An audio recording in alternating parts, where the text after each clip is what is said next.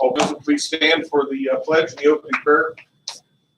I pledge allegiance to the flag of the United States of America and to the republic for which it stands, one nation under God, indivisible, with liberty and justice for all. Father in heaven, as we open up this meeting today, again, even during this time of crisis, we give you praise and glory and thanks for your blessings. God, today I ask for a spirit of calmness from not only our citizens, but from our leaders, the ones above us. And we ask for a spirit of wisdom, your wisdom to be interjected. God, we look forward to the transition as we come out and begin anew. Thank you for all that you've done. In Jesus' name, amen.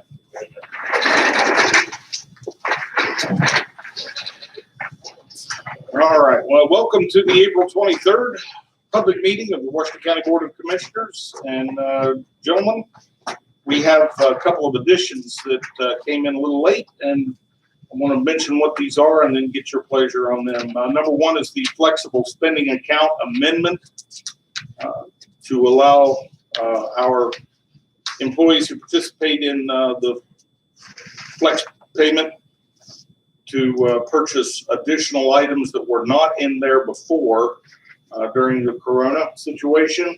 And the second one is a transfer in the jail account, moving the dollars around so that they can buy the security cameras. Those are the two additions. How say ye? Move to approve the adjusted agenda. Seconded. Any discussion? Hearing none, all in favor of the adjusted agenda, signify by saying aye. Aye. Aye. Moving on to the minutes of the previous meeting. Move to waive the reading and approve the minutes. Seconded. Do we have any comments on that? Hearing none, all in favor signify by saying aye. Aye. Aye.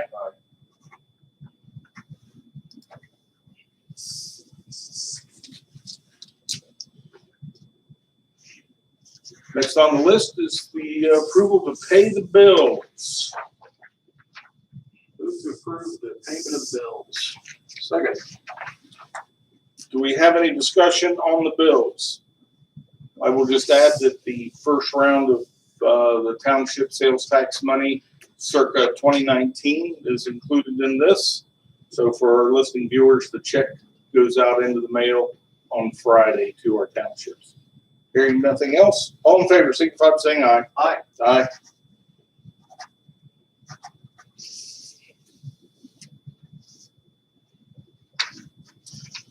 We have a single additional appropriation this morning from Family and Children First. That is a request for $8,250. This appropriation has come through from the Ohio Department of Health. It is additional funding that they are receiving. What would be your pleasure? Move to approve the additional appropriation for Family and Children First. I'll second. Any further discussion on this? This is not money coming from general fund, but Correct. it's something that we need to be very cognizant of, and the people in the county need to be cognizant of the fact that there will be, in light of the reduced financial activity taking place in the county, there will be some reductions coming, and we'll have to take a hard look at any appropriation and transfer that comes down the pike. Correct. No other discussion? All in favor of the appropriation signify by saying aye. Aye. Aye.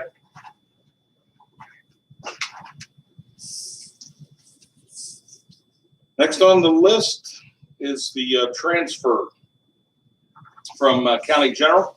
This is from professional services, $14,000 to rent. Move to approve the transfer from County General for the payment of rent. Second. Do we have any discussion on this? Hearing none, all in favor signify by saying aye. Aye. Aye.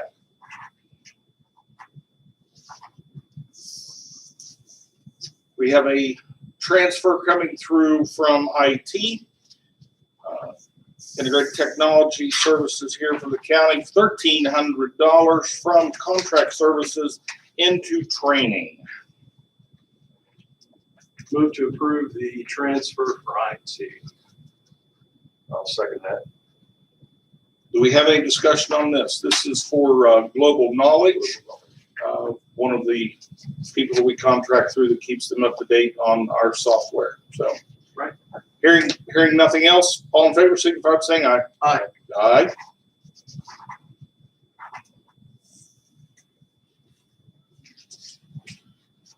And at this point, we'll go ahead and take one of the additions on the transfer for the jail.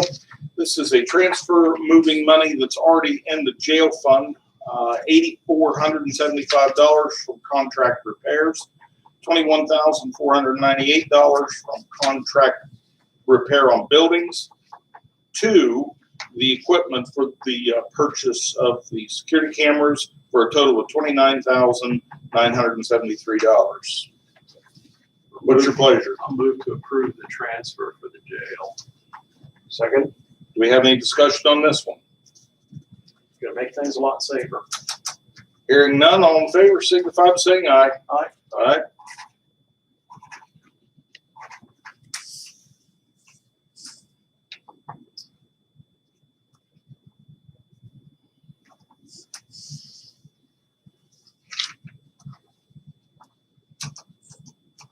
We have one additional transfer that was on the list for IT.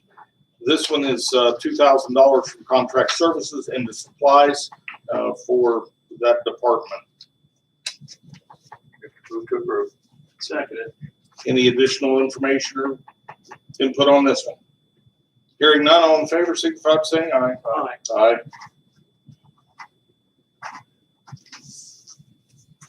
Now we move to the then and nows. We have one resolution of the then and nows that includes four. We have two to Global Knowledge based on the IT on behalf of the commissioners, one to the city of Marietta on the commissioners, and one to SEDCO. What's your pleasure on the then and nows? Move to approve the then and now. Second, Do we have any additional comments? Hearing none, all in favor, signify by saying aye. Aye. Aye.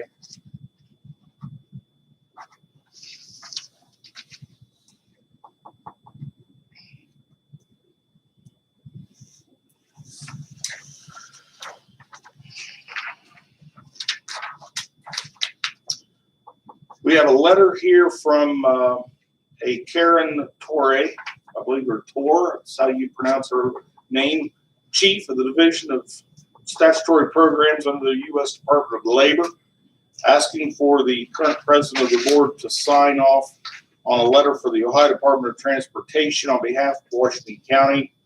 It has to do with the application for the cable bus line. It is an updated version. The last time we did this was in 2014. move to approve the letter and allow the president to sign. Second that. Any additional comments? Hearing none, all in favor, signify by saying aye. Aye. Aye.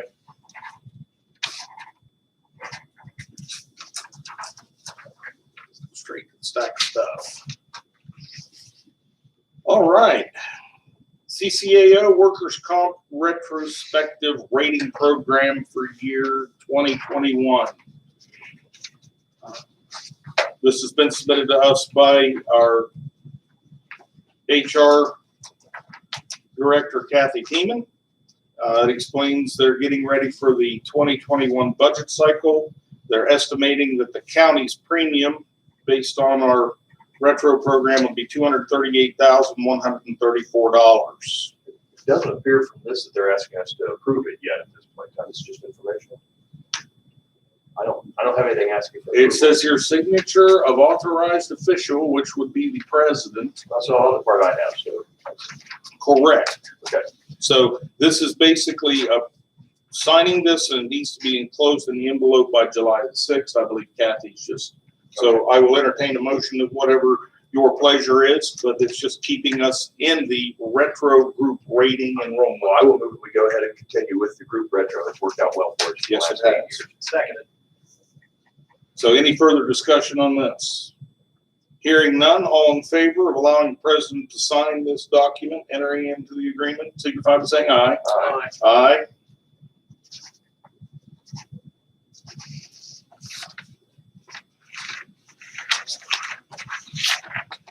Straight to the stack of stuff. We have a request from Donnie Rader, the IT administrator, to donate some equipment that is no longer being used or value or even working here for the county. There is 19, well, he's got 20. It looks like 19 to me.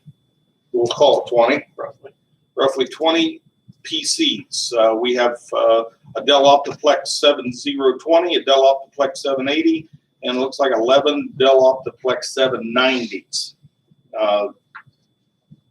The PCs have been replaced by newer models and are marked for destruction. All the hard drives will be completely cleaned using U.S. Department of Defense standard disk sanitation. Do they call that bleach bit? Oh, never mind. Only in politics. Oh, yes.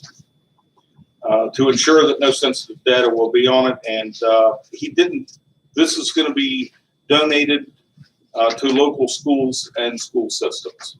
Yeah, I've got some details when we get to that. I think under the guidelines of the Ohio Code, I believe we first have to make a resolution that declares these have a value less than, I believe, $2,000. So I don't think we're prepared to do this quite yet. Okay, we'll have to have a resolution stating that. That's not in the letter. I don't see it. No. I might. That requires us to actually make that declaration. Okay. Before we can donate. So I have no problem with the concept, the idea of donating, but we're going to have to create that resolution. So you want to make a motion to table it for? Okay. I'll move to it. I'll second that. We have a motion on the floor to table this until Commissioner White's going to draft the resolution. Let me ask a question, okay? Time is of the essence because, again, what these are going to be for students that don't have computers for distance learning, and as you know, we're just a few weeks from the end of the school year. Okay. Could we possibly leave our session open, draft that resolution, and act on this later today? Or I believe Or another option is we can vote not to table this at this point in time, and we can do a voice resolution, then draw it up in writing. Okay, as part of the minutes. Okay, I think we're legally allowed to do that. Okay. I'd like to try to get it finished today so we can get these in the hands of students as quickly as possible. Okay. So we have are you amending your original one? I think we have to vote down the. Okay, then we have a motion on the floor right now to table this. All in favor of tabling it, signify by saying aye. All opposed, same sign. Aye. Back to the floor, the donation. All right. First, I would like to make a voice resolution that the equipment that the IT is wanting to dispose of is, I don't have the information in front of me, the value, but Donnie assured me yesterday it's valued at less than $2,000. well, we'll just use that number then. We'll say valued less than $2,000. Correct. Make it as a voice resolution. We'll put that in the minutes. Okay. If you'll second. Yep, seconded. All in favor of the voice resolution declaring these items less than $2,000? Aye. Aye. Now, moving forward with the request to donate the material, we've discussed that already. Do I have a motion on that? Now I'll move that we approve the donation as well. I'll second that. I want to hand. We're still open for discussion. Please, we are. Donnie's been working with somebody named David. They are a part of what's known as the Marietta Area Technology Professionals Group. This is made up of Confluence Security, Memorial Health System, People's Bank, Marietta College, and Washington. So it's going to be experts from these groups that come together to refurbish these computers out to students in the community that haven't been able to do their schoolwork. So that's why we're acting on it as quickly as possible. And if I might add, these have been stuck in storage for quite a while, and Cluttering up the IT office. yeah, they needed space. So, you know, Don Rader just put in, they're under $2,000. Okay. Good. yeah, so Good. All right. Anything else? Hearing none, all in favor of this request to donate the equipment, signify by saying aye. Aye. Aye.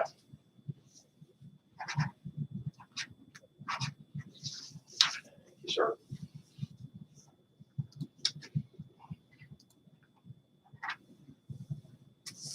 Government moves slow, but we get her done. Well, we got to make sure we cross our T's. All right, now we move into something very exciting. A interoffice memorandum from the Director of Job and Family Services.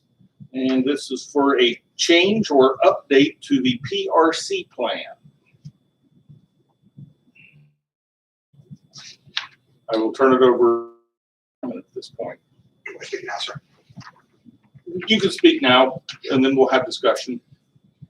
Washington County was the very first county in the state to amend its support families that were being impacted by COVID-19. At that time, we established 200% of the federal poverty line as the benchmark. That's $54,000 annually for a family of four. We put almost $100,000 into the community to help with rent and utility payments and some cleaning supplies to help families get through the immediate shock. We knew, and there was multiple discussion with myself and this board, we knew that there was going to be a delay with the economic impact checks. We knew there was going to be a delay on the unemployment. We wanted to make sure that no one got behind on their rent and utilities. Before the governor said you couldn't evict, before the governor said that you couldn't shut off electric power, we were making those payments. To the second phase of looking at the long-term viability of this program. The state fiscal year runs out in June. The federal fiscal year doesn't run out till September. So there's some uncertainty as to what our TANF funding is going to look like later on in the summer. We know that families are going to continue to be impacted. We also know that families that were eligible received the and are now receiving their unemployment compensation. We think the most appropriate response at this time is to go from 200% of the federal to 133%. This enables us to really target families most directly impacted by COVID-19. This changes this from $54,000 for a family of four to $36,000 for a family of four. Nothing prevents us from, in a week, or we've been reviewing this monthly, but coming back again next month, and we might go down again if we think that we're tearing through the TANF funds. We might go up if we think that we're missing out on a bunch of families. We need to be careful. We're on a great track with our TANF funding, but we know as the governor starts opening up places, we want to be able to go back and support the organizations that we have historically supported. Folks like Ely Chapman, the Boys, organizations that are going to help these young people that have been cooped up for months to get out and that they don't fall farther behind with their school. So we think 133 is a good number. Now, at the end of the day, let's be honest, it's a guess, but we think it's a good guess. And then we'll come back next month and tell you we're on track. We're helping families, or we need to make another adjustment. Sounds good. So we have a motion to change the COVID income response change from the 200% down to the 133. We haven't made that motion. How about glad to make the PRC plan accordingly. Second. Any further discussion? Hearing none, all in favor, signify by saying aye. Aye. Aye.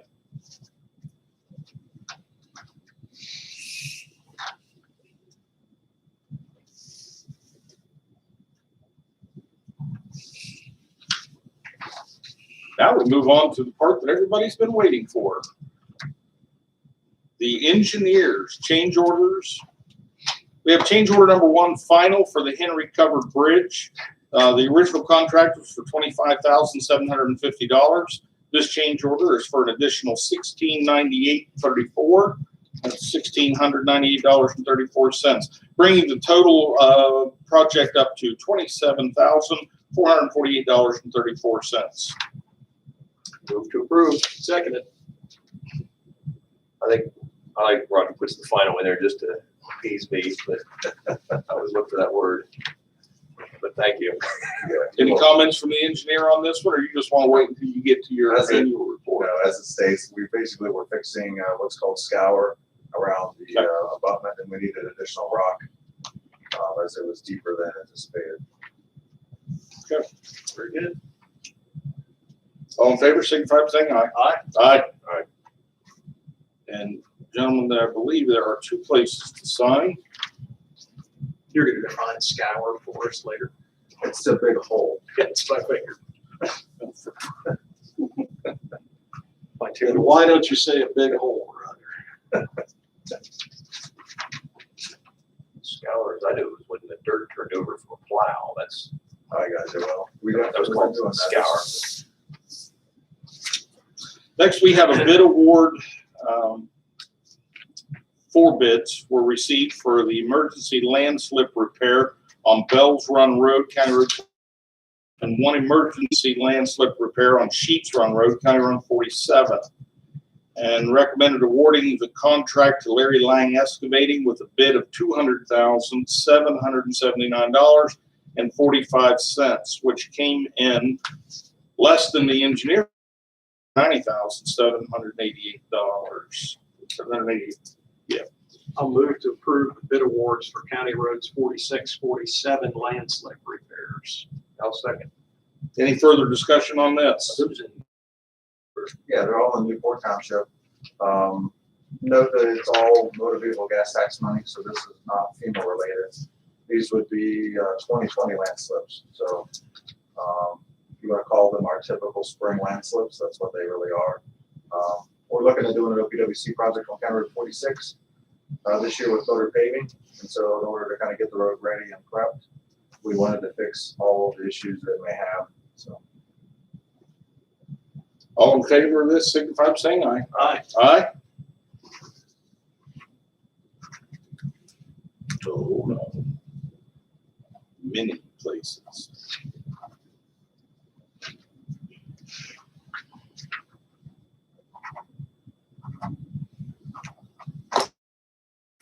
This is like, sir, it's like a unique document.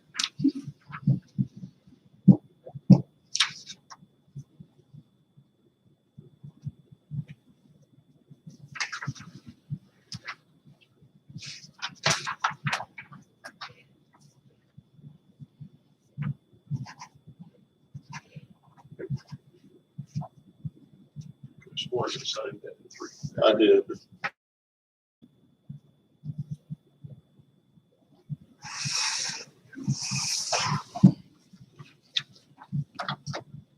Now we move into the final. It is the engineer's 29 report. Mr. President, there was a question regarding the rent payment. Do you want to address that before? Do you want to take questions before we do the engineer's report, or do you want to address that afterwards, sir?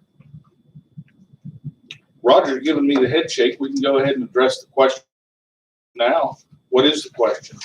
Judge Tim Williams asked, why do you pay rent to the Department of Job and Family Services for a county building? That's sort of roundabout explanation. It's not the first time. But no, go ahead and explain to him the 70,000 and the 14,000.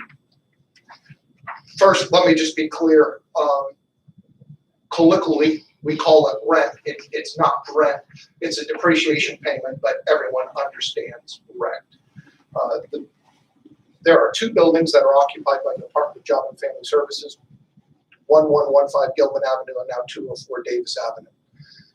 The building that we're currently in, 1115 Gilman Avenue, has a new roof that was paid for by the commissioners, a new HVAC that was paid for by the commissioners, and then the depreciated cost of renovating the building from 1996. That combined value has been placed on the building and appreciated over a period of 40 years, resulting in an annual payment from Job and Family Services to the Board of Commissioners for $84,000. We've taken the exact same math formula, and when 204 Davis Avenue was added to Job and Family Services inventory of buildings, Job and Family Services makes a check payment to the commissioners for $72,000 in addition. So 84,000 here, 72,000 there. We take the total square footage of the building, and then we subtract out the Board of Behavioral Health, the state of Ohio, and the commissioners. The state of Ohio pays us about $8,000 for the space that it uses. The Board of Behavioral Health pays just under $4,000 for its space, and then the commissioners received a bill, I think it was for $12,000 or $14,000 for its space. We receive that money from the commissioners and then basically immediately pay it back at the end of the year. The commissioners, by moving out of 204 Davis and moving to 1115 Gilman Avenue, ended up netting the county about $56,000 in additional depreciation payments that were made by Job and Family Services to the county. So this has been a net plus of about $56,000. The question becomes, and I know people get frustrated with this, but why do we change the money from pot to pot? Why can't we just zero everyone out? The answer for this is twofold. One is that in making assignments, the Board of Commissioners wanted a lead tenant in each building so that there was one agency or entity that was responsible. Where we have multiple parties in a building and there's a leak in the bathroom, we didn't want the situation, the Board of Commissioners didn't want the situation of saying, well, who's responsible for fixing it? For 1115 Gilman Avenue and for 204 Davis Avenue, Job and Family Services was made the lead tenant. What this means is that if a bathroom breaks, it's Job and Family Services' responsibility to fix it, not the Board of Elections or the Board of Behavioral Health or the Board of Commissioners. If we simply sliced out and JFS only paid the depreciation, then we run into the situation at the end of the year when we have an audit. Well, you fixed the toilet, and did you appropriately share off that cost, right? There were, 6 employees of the commissioner's office, and they should have paid, 10% of the cost of fixing that toilet. All the maintenance and that sort of thing. And we only generate one bill to the Board of Behavioral Health and to the Board of Commissioners. So although at first blush it seems like this is kind of silly, it's actually the most efficient way of running a building with multiple tenants. But again, we think we're doing the right thing. We're confident we're doing the right thing, and it's a net of $56,000 a year to the county. And do you remember the number that the Board of Commissioners constantly had to pay for the depreciation of 204 Davis in years past? And that came out of county general? Yeah, yes, sir. That's the $72,000 that the commissioners were previously paying, that now Job and Family Services is paying. Correct. Thank you. Roger. Did we, before we go on, did we do the FSA? Yes, Okay. yes, we did. It's right here. Okay. It just didn't get put in the stack of stuff. That's why I was. There you go. Very good, Mr. White. The amendment to the FSA plan, Yes, we make a motion. yes. I don't recall. That's why I just asked. But let's. I think you may have signed it prematurely here, because I don't recall us having a vote on it. So in case we didn't do it, I would move that we approve the change to the flex spending account, the guidelines for flex spending account, which will in compliance with the new state guidelines of the COVID situation that allow people to use the flex spending for over-the-counter medications as well as prescription medications. Second that. Any further discussion? All in favor, signify by saying aye. Aye. Aye. Are we free to go to Roger's plan now, the annual update? Yes. Great. Well, for those in the room, you guys all have a copy. I've got a few more copies. For the millions watching at home, it is available on the engineer's webpage, which is part of the Washington County. Would you like to turn, we can see Roger? Or he can come up Or here. he can come up. I don't know if we can practice safe social distance. I'll give him my seat. Oh, that's okay. We can put a face for Might be radio. in trouble hearing you back behind the mic. Okay, I'll move up here. Okay, so the Washington County Engineers Annual Report. Basically go through and we summarize road condition, bridge condition. We did it last week. Do you guys have any questions you may want to ask right off the bat before we kind of go through it, or anything I can make? You can see the net effect from FEMA and pass-through money. Last year's budget was close to 7.2. So we increased. We did have a gas tax revenue that hit in the last quarter of last year. But really the net effect on our budget is FEMA and OEMA, the pie charts and all that there. The road and condition reports, we have goals. As you recall, I do have somebody go out every 3 to 4 years, drive all the roads. It's an arbitrary, or not an arbitrary, but basically it's just a systematic approach to looking at all of our roads and conditions. They're an independent third party. We at everything and give me back an assessment, and then I can use that to kind of ascertain how we're doing with our maintenance and our maintenance program. We've inherited a really good system. We had a lot of 1% sales tax money, if you guys remember. from 1984 pushed into our county infrastructure. And so our goal was to preserve that infrastructure, preserve those tax dollars. And so we do that with a variety of Women's Road and a preservative treatment. And so as you go through, we kind of detailed all of the costs, the things of that nature. I did speak to on page 2 about the 1% permissive sales tax and the fact that Washington County is unique and that you guys do share the 1% sales tax with the county engineer and the townships, and that is not common within the state of Ohio. So I appreciate all of the partnership and working with the townships and the county.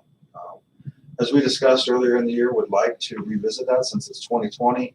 Would like to try to have a 5 or 10 year revisit when we look at the formula. Right now it's 74% to the general fund, 26% to the county and the townships. And we'd like to kind of revisit and talk about that formula this year.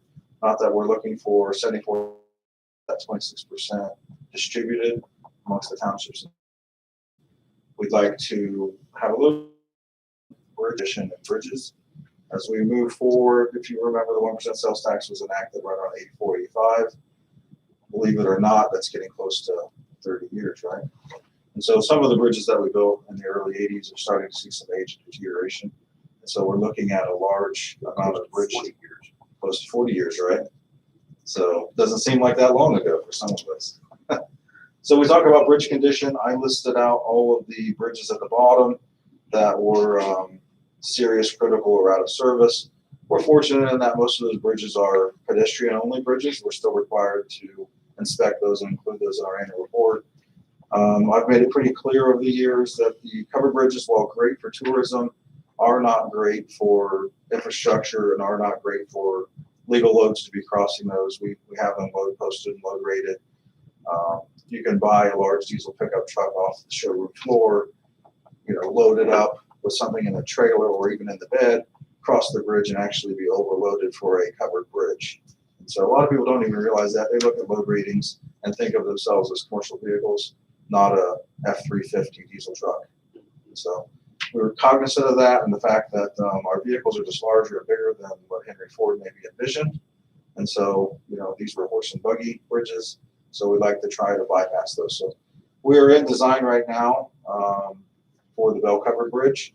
We're going to try to bypass that. That's a future project. And so we'll get that off of the system. You guys are all aware of the bridge that we had to close down. We talked about that at the FLETA meeting. That being the Hills Covered Bridge, or not the Hills Covered Bridge, but the Hume Covered Bridge. And so if you recall, we're still dealing with that situation, how that landslide is impacting the pier, and that is still closed. The Hills Covered Bridge, as you guys can see at the bottom, it's a pedestrian-only bridge nearest Marietta. It gets a lot of visitors, and we're scheduled to rehabilitate that in 2022, and we're on schedule for that. If you talk to the public, I don't know if you guys drive around in the county at night, but you'll notice when we get everything completed on the county roads, you'll see a lot of large guardrail reflectors on the guardrail. And that's had really a positive effect. I've had a lot of positive comments from the community as they drive around on foggy mornings, foggy evenings, that you can see the road ahead. We simply put these white reflectors on the guardrail. So we're not really installing anything more than just attaching a reflector onto the existing guardrail post. And that allows, as you can kind of see in the photos on page 5, some of the reflection then shines back and you get an idea of the curvature of the road ahead. And then you can obviously make corrections to slow down and do things and avoid running off the road. We talk a little bit about FEMA and a look at 2020. Obviously, with the current crisis that we're in, we're aware that budget cuts are inevitable with the motor vehicle gas tax, trending downward. We're aware of a 20% possible reduction, if not more. And so our road and bridge program that we had planned, obviously, we were moving forward on a few projects. There's a few projects that we have to get done this year due to federal scheduling deadlines. If you guys recall, we have Township Road 29 bridge out for bid right now. We'll move forward on a few projects. We're looking at our budget and making plans of what we can do, but a lot of things we're going to put on hold until we can safely know where our budget numbers are at.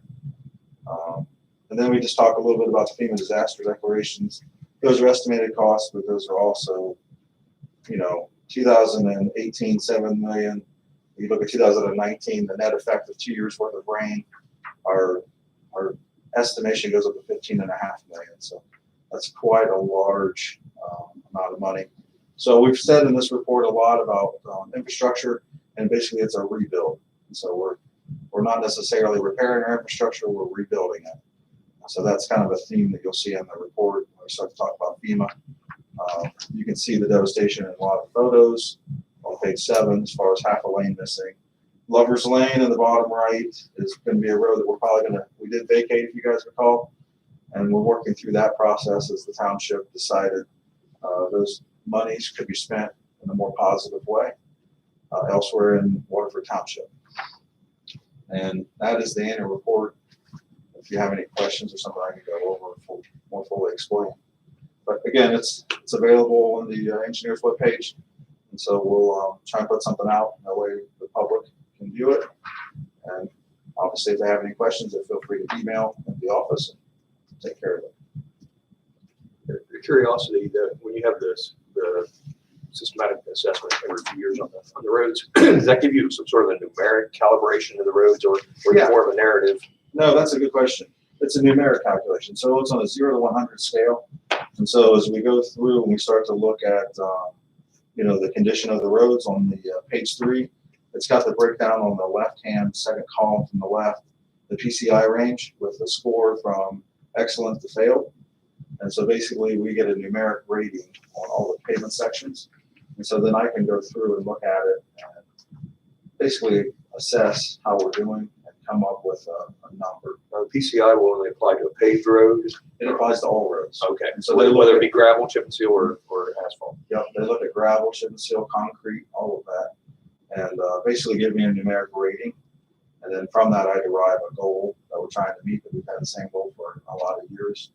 And so we, that came up with a report yesterday, and we kind of talk about it in the report about how we and why we chip and seal appears to be in very good condition. So why would you go out and, after 8 to 10 years, why are you putting down a chip and seal surface on a perfectly good paved road that doesn't have potholes and doesn't have raveling, it doesn't have age that you would normally look at doing a resurface on?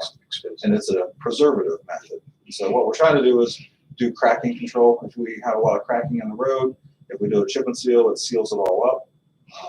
If we leave it, then the cracks open up further, water gets into the road base, and then we have those deficiencies. And so we believe in pavement management. And so what I believe in is that when your road is in 100 and in the 90s, it's a lot easier to preserve the surface and try to extend out the useful life. And so your curve can either go out and straight down, or as you do preservative measures, you can keep your score high and kind of keep your curve long and flat. Flattening So the we've curve. been flattening the curve for years. So at the engineer's office, that was a good joke, Ron.